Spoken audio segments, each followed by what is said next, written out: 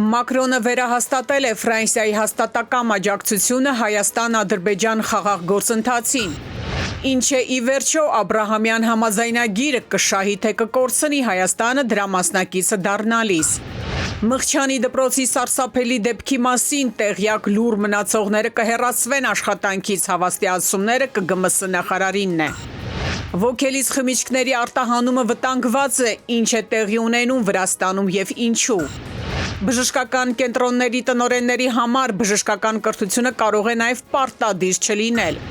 Արտաքին արհեստական միջամտությունները ու դրանց անդառնալի հետևանքները։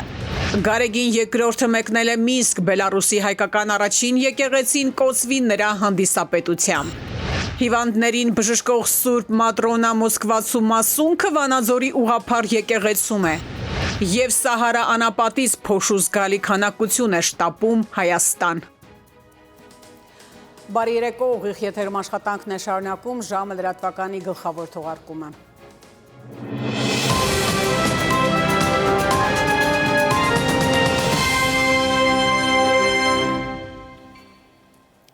Ալբանիայի մայրաքաղաքում ընթացող եվրոպական քաղաքական համայնքի 6-րդ գագաթնաժողովի շրջանակում Նիկոլ Փաշինյանը մի շարք հանդիպումներ է ունեցել, այդ թվում Ֆրանսիայի նախագահ Մակրոնի հետ։ Զրուցակիցները բարձր են գնահատել Հայաստան-Ֆրանսիա հարաբերությունների դինամիկ զարգացումը, բարձր մակարդակի շփումները եւ կառուցողական քաղաքական երկխոսությունը։ Մակրոնը ընդգծել է Ֆրանսիայի հաստատակամ աջակցությունը խաղաղ գործընթացի, նշելով, որ կայունությունը ու անվտանգությունը Հարավային Կովկասում կենսական նշանակություն ունեն ընդհանուր տարածաշրջանային գործակցության համար։ Ինչ կապ ունի Հայաստանը Աբրահամյան համաձայնագրի հետ Թրամփի հրեա խորհրդական Սթիվ Ուիթքոֆը ասում է, որ Հայաստանն ու Ադրբեջանը կարող են միանալ Աբրահամյան խաղաղության համաձայնագրերին։ Իսկ Աբրահամյան համաձայնագիրը Իսրայելի ու արաբական երկրների միջև հարաբերությունների կարգավորման ծրագիր է, որին առայժմ միացել են Արաբական Միացյալ Էմիրությունները, Բահրեյնը եւ Մարոկկոն։ Խաղաղության Աբրահամի համաձայնագիր Ամերիկայի նախագահի հատուկ բանագնացը չի բացառում, որ ինչպես Լիբանանն ու Սիրիան, այնպես էլ Հայաստանն ու Ադրբեջանը կարող են միանալ այս համաձայնագրին։ Դա կարող է տեղի ունենալ Հայաստանի ու Ադրբեջանի հետ, որոնք մեր կարծիքով շատ մոտ են իրենց միջև հակամարտության վերջնական կարգավորմանը։ Երկուսն էլ կարծում եմ հնարավոր է ցանկություն հայտնեն միանալ Աբրահամի համաձայնագրերին։ Սա մի մեծ նախաձեռնություն է նախագահի համար եւ նա հավատում է դրան։ Համաձայնագրերը Աբրահամի համաձայնություններ են անվանել հուդայականության եւ իսլամի ընդհանուր հավատքը Աբրահամ Մարգարեի նկատմամբ ընդգծելու համար։ Հիմա բովանդակության մասին, ինչ նախաձեռնություն է, որին այդքան հավատում է նախագահ Թրամփը։ Աբրահամի համաձայնագրերը ԱՄՆ միջնորդությամբ մի շարք արաբական երկրների եւ Իսրայելի հարաբերությունների կարգավորմանը միտված նախաձեռնություն է։ Համաձայնագրերը ստորագրվել են Թրամփի աջակցությամբ դեռ առաջին նախագահության օրոք 2021 թվականներին։ Իսրայելը հաստատող է ունեցել Արաբական Միացյալ Էմիրությունների, Մարոկկոյի, Բահրեյնի եւ Սուդանի հետ։ Ինչն էր միավորում այս երկրներին, հիմնականում ոսկե իհարկե Բահրեյնի եւ Էմիրությունների մասին, դա Իրանի վտանգն էր։ Այսինքն փաստաթուղթը ինքը ունի նաեւ հակաիրանական ուղղվածություն։ Հայաստանի արտգործնախարարությունից փաստացի չեն բացառել ամերիկյան այդ նախաձեռնության շուրջ քննարկումներ սկսելու հավանականությունը։ Ձևակերպել են ինչպես ձևավորված ռազմավարական գործընկերությունը, այնպես էլ տարածաշրջանում խաղաղության հաստատմանը նպաստող նախաձեռնությունները իհարկե կարող են նոր հնարավորություններ տալ։ Փորձագետները նոր հնարավորությունների մասին այս պնդմանը այնքան էլ հակված չեն։ Ասում են համաձայնագիրն իր թե տնտեսական, թե քաղաքական բովանդակությամբ առնվազն չի համընկնում հայկական շահին։ Եթե մենք նայենք բովանդակային մասով, իհարկե իմաստ չկա։ Եթե մենք նայենք ինչ վտանգներ են ապարունակում, ապա ամենակարևորը դա Իրանի արձագանքն է։ ԱՄՆ-ի այս առաջ քաշված նախագծին, եթե Հայաստանը միանում է, ապա միանշանակ սա անկալվելու է Իրանում որպես խիստ հակաիրանական քայլ։ Ուղղված է Իրանի դեմ, այսինքն Իրանից գալույց այդ վտանգները, որոնք կան մեծաբար արևելքում արաբական պետությունների ուղղությամբ եւ հատկապես Իսրայելի ուղղությամբ եւ չինական վտանգը։ Չինական վտանգը, եթե մենք դիտարկում ենք, դա տնտեսական վտանգն է, որը դիտարկում են Միացյալ Նահանգներում, որ Չինաստանը իր ազդեցությունը ուժեղացնում է մերձավոր արևելքում, ինչքանով է նպատակահարմար օրինակ Հայաստանի համար միանալ մի համաձայնությանը, որի գլխավոր նպատակն է այն, որ Իրանի դեմ աշխատել, Իրանից գալող այդպես կոչված վտանգների եւ Չինաստանի դեմ։ Փորձագետները ամփոփում են, եթե ամերիկյան բարձրաստիճան պաշտոնյայի ակնարկը դառնա հողի վրա առաջարկ ու կյանքի կոչվի, ապա Հայաստանը քաղաքական ու տնտեսական գործընկերներ չկորցնելու համար պետք է գործի խիստ զգուշավոր։ Այստեղ մասնագետները հիշեցնում են նաև հայ-ամերիկյան ռազմավարական գործարքը, որը ստորագրվեց ամեն դեպքում դեռ միայն թղթի վրա մնալով։ Մյուս կողմից կարևոր է նաև, թե Թրամփը ինչ որոշում կկայացնի հայտնի 907 բանաձևի հարցում, որը Վաշինգտոնին արգելում է Ադրբեջանին ռազմական օգնություն տրամադրել։ Որպես կանոն այս որոշումը Սպիտակ տան առաջնորդը կայացնում է մինչև ապրիլի վերջ։ Փորձագետները համոզված են, այս ուշացմանը զուգահեռ ադրբեջանական լոբիստները ակտիվ աշխատում են ազդեցություն ունենալու Թրամփի վարչակազմի վրա։ Տիգրանուհի Կուրղինյան, ժամը լրատվական։ Անվտանգության խորհրդի քարտուղար Արմեն Գրիգորյանը Թեհրանում հանդիպել է Իրանի արտաքին գործերի նախարար Աբբաս Արաղչիի հետ։ Գրիգորյանը ներկայացրել է Հայաստանի և Ադրբեջանի միջև հարաբերությունների կարգավորման գործընթացի վերջին զարգացումները ու Հայաստանի կառավարության կողմից դրան միտված ջանքերը։ Այդ համատեքստում կողմերը կարևորել են խաղաղության պայմանագրի ստորագրումը։ Արաղչին ընդգծել է Իրանի հստակ դիրքորոշումն ու աջակցությունը Հայաստանի տարածքային ամբողջականությանը ու ինքնիշխանությանը անձեռնողելությանը։ Կոնյակ արտահանող ընկերությունները կանգնած են գործունեության կասեցման եզրին օրեր առաջ Հայաստանում ալկոհոլային խմիչքներ արտադրող և արտահանող մի քանի ընկերությունների ներկայացուցիչներ Երևանում Վրաստանի դեսպանատան առջև բողոքի ակցիա են իրականացրել, դժգոհելով, որ վրացական կողմը իր տարածքում խոչընդոտներ է ստեղծում Հայաստանից Ռուսաստան, Բելարուս բեռնատարների անցման համար, ինչի հետևանքով հայկական բեռնատարները ստիպված են լինում օրեր շարունակ կանգնած մնալ հայ-վրացական սահմանի անցակետում։ Հայաստանից արտահանվող ամենակարևոր ապրանքատեսակներից մեկը կոնյակը, կոնյակի սպիրտը, գինին լուրջ խնդիրների առջև են կանգնած։ Ոգելից խմիչք արտադրողների համար խոչընդոտներ են ստեղծվել Վրաստանում։ Ապրանքն այդ երկրով տարանցելիս մաքսային մարմինները ապրանք արտահանողներին պահանջում են վրացական տարածքում լաբորատոր ստուգումներ անցկացնել ու նոր ապրանքը արտահանել։ Ինչ իրավունք ունի իմ երկրի արտադրանքը, որ ես երրորդ երկրի հետ ունեմ պայմանագիր ապրանքաշրջանառության։ Ինքը տարանցիկ երկիր է։ Տարանցիկ իր ճանապարհով անցնելուց ես իր մաքսը մուծում եմ, գնում եմ։ Ինքը ինչ իրավունք ունի իմ ապրանքը ստուգի, թույլ տա կամ թույլ չտա։ Ինքը ընդհանրապես իր մաքսային գործողությունները պիտի կատարի, տեսնի, կապարակնքված է, ամեն ինչ նորմալ է, գրած ֆակտուրայի միջի ապրանքը անպատասխանում է իրականության եւ ասի բարի ճանապարհ ձեզ։ Կոնյակով գինիով շշալցված բեռնված մեքենաները, բեռնատար ցիստերները պետք է ուղղություն վերցնեին Ռուսաստան, Բելարուս։ Խմիչք արտահանողները սակայն օրերով կանգնած են Վրաստանի սահմանին։ Նրանց մի մասն է կարողացել ապրանք արտահանել։ Տնտեսվարողներն ահազանգում են։ Գործարաններ կան, որոնց բեռները անցնում են առանց խոչընդոտի։ Ոնց կարելի է տարանցիկ բեռը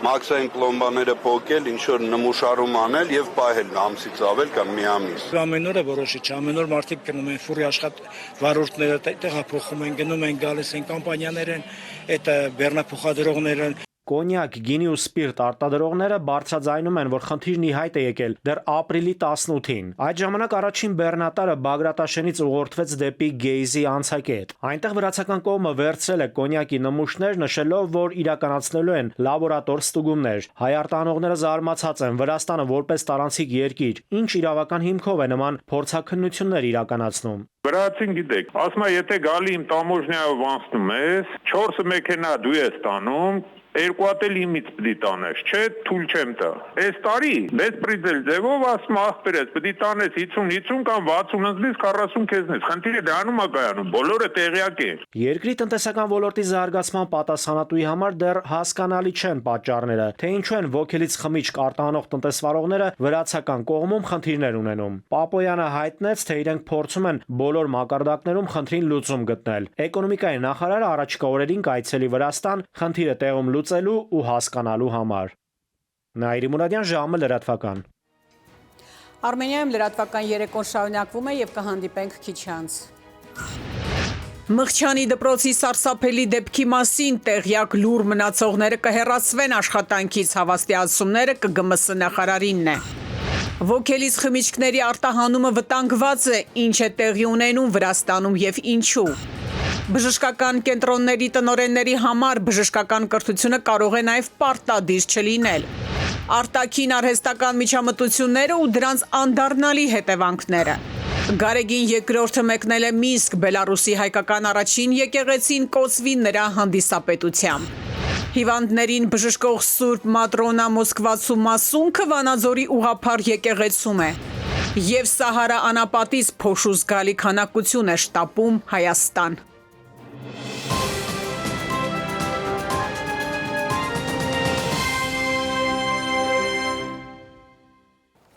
Շարունակում ենք թողարկումը։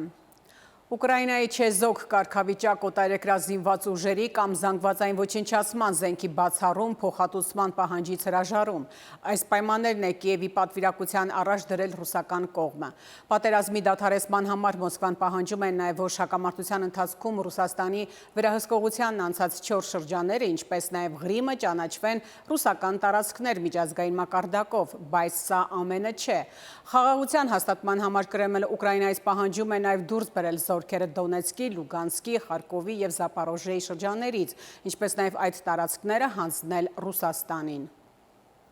Ռուս-ուկրաինական հակամարտության ապագայի վերաբերյալ նոր դիտարկմամբ է հանդես եկել Թրամփը, հայտարարելով, որ ծանր խոսակցություն է ունեցել Զելենսկու հետ։ Նա հայտարարել է, որ Ուկրաինան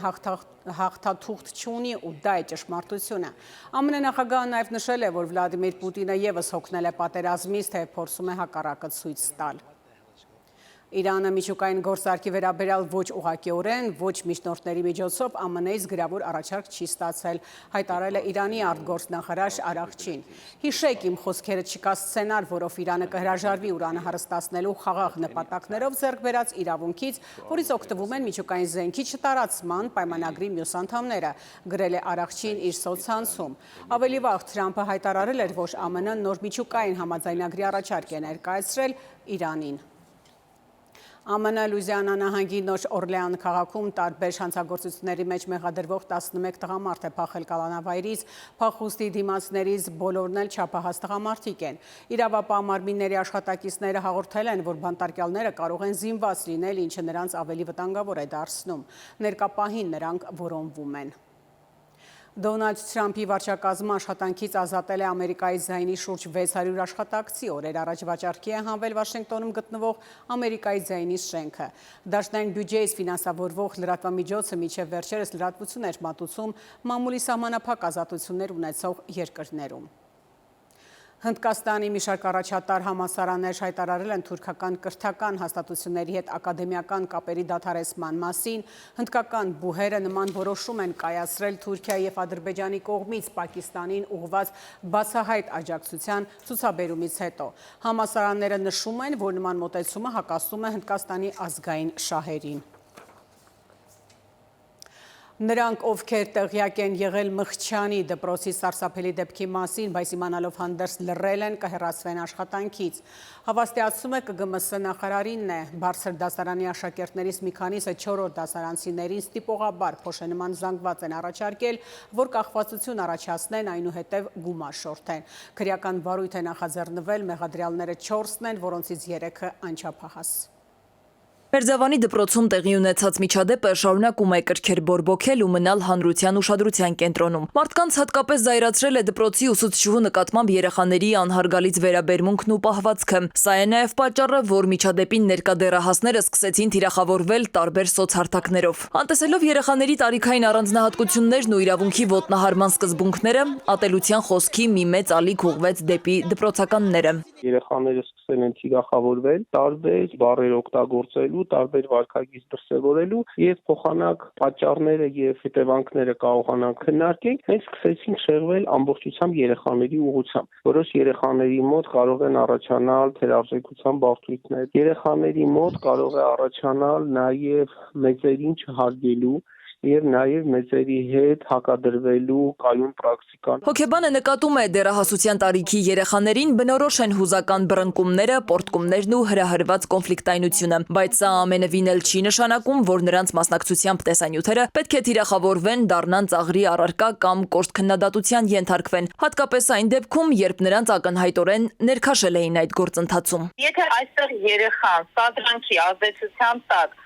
փորձում են ինչ-որ բան ցույց տալ, ինչ-որ կերպ ինքնահաստատվել, ինչ-որ մեծահասակի շահերի է ծառայում, ապա հասարակության նման արձագանքը մեր ապագա քաղաքացիներին, այդ նույն դեռահասներին դարձնելու է ել ավելի հակասոցիալական, երեխաների մոտ լինելու է հիասթափություն, անարդարության զգացում, մեղքի զգացում։ Մարդկանցից ստացած ատելությունն ու ագրեսիան երեխաները տարիներ անց վերադարձնելու են այդ նույն հասարակությանը։ Նման իրավիճակներում հատկապես կարևոր է մեծահասակների ըմբռնման կարողությունը, սթափդատողությունն ու համբերատար վերաբերմունքը։ Ես օրինակ հանդիպեցի 7300 մեկնաբանությամբ, որտեղ կա մեկ դրական, մեկ հաստատող կամ մեկ կանխարգելիչ մեկնաբանություն, որ փորձեք երեխաներին ետ պահել նման ագրեսիվ նոտաներին, փորձեք երեխաներին զերծ պահել էկրանների առջև խոսելուց։ Ցավոք սրտի, եթե արդեն տեղեկատվությունը հայտնվել է համացանցում, այն վերածվում է շատ խիստ բացառիկ դեպքերում, եթե ինքը պարունակում է հատուկ դաժանություն, եթե այնտեղ կան անպարկեշտ ինչ-որ արտահայտություններ կամ տեսաձայնագրություններ եւ ինֆորմացիայի մեծամասնությունը պահպանվում է շատ երկար։ Ծնողը կարող է պահանջել, որպեսզի ինչ-որ օգտատերը դա հանեն, բայց նրանց չհանելու պարագայում նա ստիպված է լինելու իր իրավունքները պաշտպանել դատական կարգով։ Մասնագետները հորդորում են զերծ մնալ ատելության խոսքից, հիշել, որ երեխաները մեր պաշտպանության ու աջակցության կարիքն ունեն եւ չի բացառվում, որ խոր վերլուծությունից հետո դեռահասը կարող է զղջալ իր արարքի համար։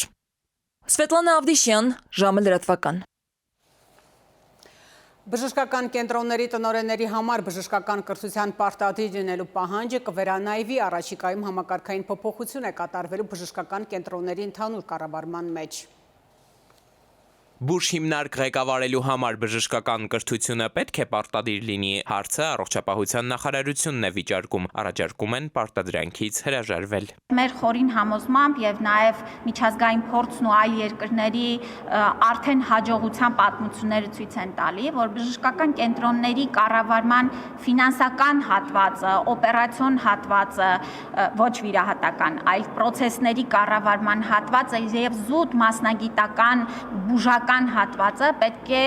որոշակիորեն տարանջատվի եւ ըստ էության դրանով նաև մենք համակարգային փոփոխություն կմտցնենք ընդհանուր կառավարման մեջ։ Նախարար Ավանեսյանի այս հիմնավորումը փորձագիտական համայնքում մեծ ոգևորությամբ չեն ընդունում։ Առողջապահական կազմակերպիչներն ասում են, բուժ հաստատություններում մշտապես եղել են ու այսօր էլ կան ֆինանսական մասի պատասխանատու ղեկավարներ, այդ գծով տնօրենի տեղակալներ, ուրեմն բժիշկ կառավարիչներին ինչու մեղադրել, թե փողը ճիշտ տնօրինել չեն կարողանում։ Կատեգորիկ սխալ է, բժշկական հիմնարկի կառավարիչը պետք է լինի բժիշկ միանշանակ, որովհետև այդտեղ աշխատում են բուժ աշխատողներ, բժիշկներ եւ միջին բուժ անձնակազմը, որոնց աշխատանքի գործունեության հետ կապված հնարավորություններ կան, որոնք ոչ բժիշկ կառավարիչները չգիտեն։ Առողջապահության կազմակերպիչ որակավորում ունեցող բժիշկը առանձին ֆինանսական բլոկի վերապատրաստում անցնում ու իրան բավարար է, որ ինքը ունենա ֆինանսական գծով տեղակալ կամ խորհրդական։ Թե միջազգային կոնկրետ որ փորձն են ուսումնասիրել առողջապահության նախարարությունում հայտնի չէ։ Նախարարն իր խոսքում մասնավոր օրինակներ չի բերել, սա ապարզ չէ նաև ոլորտի փորձագետի համար։ Ես համենայն դեպս չեմ տեսել որևէ կլինիկա, որտեղ որ բժշկի դերը որոշիչ չլինի, այդ կլինիկան բարգավաճ, ես չգիտեմ իրանք որտեղ են տեսել։ Բժիշկների համար ստեղծելու են աշխատանքային անտանելի պայմաններ, բժշկությունը մղվելու է հետին պլան, այլ առաջադառնում միայն ֆինանսական օգուտները, որոնք պետք է բերվեն ամեն գնով։ Բուժ հիմնարկներում նկատենք, ինչպես պատասխանատուներն են ձևակերպում, համակարգային այս բարեփոխումներին զուգահեռ էլ հենց տեղի են ունենում կադրային փոփոխությունները։ 3 բուժ կենտրոն արդեն նոր տնօրեն ունենալու ճանապարհին է։ Էդուարդ Պողոսյան, ժամը լրատվական։ Բոտոքս, ֆիլեր, ձգված հայացք կամ ինչպես այժմ են անվանում Fox Eyes հաս եւ հյութեղ շուրթեր, ներարկումային պրոցեդուրաներ եւ կնճիռների վերացում։ Իրական ցանկություն, թե դարի թելադրանք, չափի զգացողության բացակայություն, թե նրբության ընդգծում, սրանք հարցեր են, որոնք առաջանում են յուրաքանչյուրի մոտ համացանցում տեղադրված էսթետիկ խմբագրումների ենթարկվածների լուսանկարները դիտելուց հետո։ Հաջողված միջամտությունների կողքին, սակայն կան նաև ինքնահռչակ մասնագետների ինքնագործունեությունից մեծապես տուժածներ, ովքեր կոսմետոլոգներից ժառանգություն մնացած պտուղներն են վայելում։ Հարթ, մաշկ, համաչափ դիմագծեր եւ կատարյալ մարմիններ։ 21-րդ դարի բժշկությունն ու տեխնոլոգիաները մեզ նվիրել են մի աշխարհ, որտեղ գրեթե ոչինչ անհնար չէ։ Անպտղությունից մինչև հավերժ երիտասարդություն։ Հիմա արդեն գեղեցկություն արարողն ու թելադրողը ոչ թե բնությունն է, այլ բուժական միջամտությունները։ Իսկ դրանց դիմելն իրական ցանկություն է, թե դարի թելադրանք։ Գուցե չափի զգացողության բացակայություն, սրանք հարցեր են, որոնք առաջանում են յուրաքանչյուրի մոտ։ Շատ կոմպլեքսավորված էի զգում, դրա համար էլ որոշեցի դիմել միջամտության ու արդյունքում ունեցա ձգված կոպեր, գեղեցիկ շուրթ էր, բայց դա միայն վատթարացրեց իմ առողջությունը, վնաս հասցրեց իմ առողջությանը, ընդհանուր մինչև տեսողության վատացում։ Հիմա դիմել եմ մեկ այլ մասնագետի, որի օգնությամբ էլ աշխատում ենք հետևանքները վերացնելու ուղղությամբ։ Համացանցը պայթում է էսթետիկ միջամտությունների լուսանկարներով ու կոսմետոլոգների բում առաջարկներով։ Կնճիռների վերացում, ներարկումային պրոցեդուրաներ եւ այսպես շարունակ։ Իսկ նրանցից քանիսն ունեն համապատասխան կրթություն։ Մասնագետը պարտադիր պետք է ունենա բարձրագույն բժշկական կրթություն, նաև պարտադիր պետք է անցած լինի արդինատուրա մաշկաբանության եւ կամ պլաստիկ վիրաբուժության, որպեսզի ունենա համապատասխան լիցենզիա տվյալ մասնագիտությամբ աշխատելու համար։ Շատերի մոտ բացակայում է եւ դա բավականին ցավալի է։ Սխալ ներարկման արդյունքում դիմագծերս ասիմետրիկ դարձան, կախվեց դեմքս, շրթունքներիս ֆիլերն էլ միգրացվել էր ու իմ պատկերացրած գեղեցկուհուց ընդամենը 2 պրոցեդուրայի արդյունքում վերածվեցի սկսնակ մասնագետի սևագրության։ Ինքնահռչակ մասնագետների սևագրության արդյունքում շատերը ցանկալի գեղեցկության փոխարեն դրանց անցանկալի ու տհաճ անակնկալներն են վայելում։ Կորցնում են անգամ սեփական ինքնությունը, ինչն արդեն բերում է հոգեբանական խնդիրների։ Իսկ ամենավտանգավորը ոչ բոլոր մասնագետներն են նախապես զգուշացնում վտանգների մասին։ Զոնաներում ներարկումներ դոզավորմամբ կատարելու պարագայում պացիենտը կարող է ձեռք բերել կուրություն, անգամ մինչև իշեմիա, նեկրոզ, այսինքն հյուսվածքների մեռուկացում, նաև անաֆիլակտիկ շոկ, ալերգիկ ռեակցիա եւ մասնագետի ոչ բավարար կրթվածության պատճառով այդ շոկը կարող է չբուժվել։ Մահացության դեպքեր Հայաստանում արձանագրվել են հատկապես վերջին տարիներին եւ միջամտության ընթացքում եւ վերականգնողական փուլում։ Ապացույցը նրա, որ նման փոփոխությունները ռիսկային են։ Ուստի հարկավոր է երկար մտածել թե որոշում կայացնելիս եւ թե մասնագետ ընտրելիս։ Հակացություններ կան, հղիությունը եւ կրծքով կերակրման շրջանը սիրտանոթային համակարգի քրոնիկական հիվանդություններն են, որոնց պարագայում եւս հակացված է զարկերակային ճնշումը, հիպերտենզիան, մյուս հակացությունը շաքարային դիաբետն է, կրկին անկառավարելի վիճակում։ Միջամտությունները դրական ու ցանկալի արդյունք են տալիս, երբ կատարվում են խելամիտ ու վերահսկելի պայմաններում։ Սակայն հաճախ դիմելով 1 կամ 2 պրոցեդուրայի մարդիկ կորցնում են չափի զգացողությունը, ինչն էլ անդառնալի հետևանքներ է ունենում։ Մասնագետն ասում է գեղեցկությունն արժեք ունի, եթե նրա համար չես վճարում առողջությանը թաշվին։ Սիլվի Մուրադյան, ժամլրատվական։ Ամենայն հայոց կաթողիկոս Գարեգին երկրորդը ծաղիկները դրել Միսկի հաղթանակի հուշարձանի, սա հայ առաքելական եկեղեցու առաջնորդի առաջին այսն է Բելարուս։ Հիշեցնենք, որ Գարեգին երկրորդ կաթողիկոսը Ռուսաստանի եւ Նոր Նախիջևանի հայոց թեմի հրավերով է մեկնել Միսկ, ուր մայիսի 18-ին կհանդիսապետի Բելարուսում կառուցված առաջին հայկական եկեղեցու ուսման արարողությունը։ Վանաձորի ուղղափառ եկեղեցում տասնյակ հավատացյալներ մասնակցել են Սուրբ Մատրոնայի մասունքներով տապանակի դիմավորման արարողությանը։ Վանաձորում գործող ուղղափառ եկեղեցին, որը կառուցվել եւ օծվել է 19-րդ դարում առաջինն է, որտեղ մայիսի 11-ին Մոսկվայից տեղափոխվելուց հետո բերվել են մասունքները։ Նշանակալի այս իրադարձությանը մասնակցել են 12 ուղղափառ ուխտավորներ, այդ թվում Մոսկվայի Մատրոնա եկեղեցու քահանան։ Մասունքները եկեղեցի են բերվել զանգերի, ղողանջների եւ ծխականների Քրիստոս հայրավ իմերելոց բացականչությունների ներքո։ Իդեպ խորհրդային տարիներին, երբ կրոնարկելված էր Մատրոնան մինչև իր կյանքի վերջը 1952 թվականը շարունակել է գաղտնի կերպով հոգևոր գործունեություն ծավալել։ Ռուս ուղղափառ եկեղեցին նրան սրբադասել է 1999 թվականին, մասունքները Հայաստանում են մնալու մինչև հունիսի 30-ը։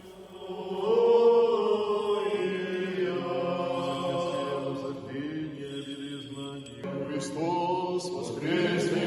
из мертвых, смертью смерть побрал, источник ограбевший.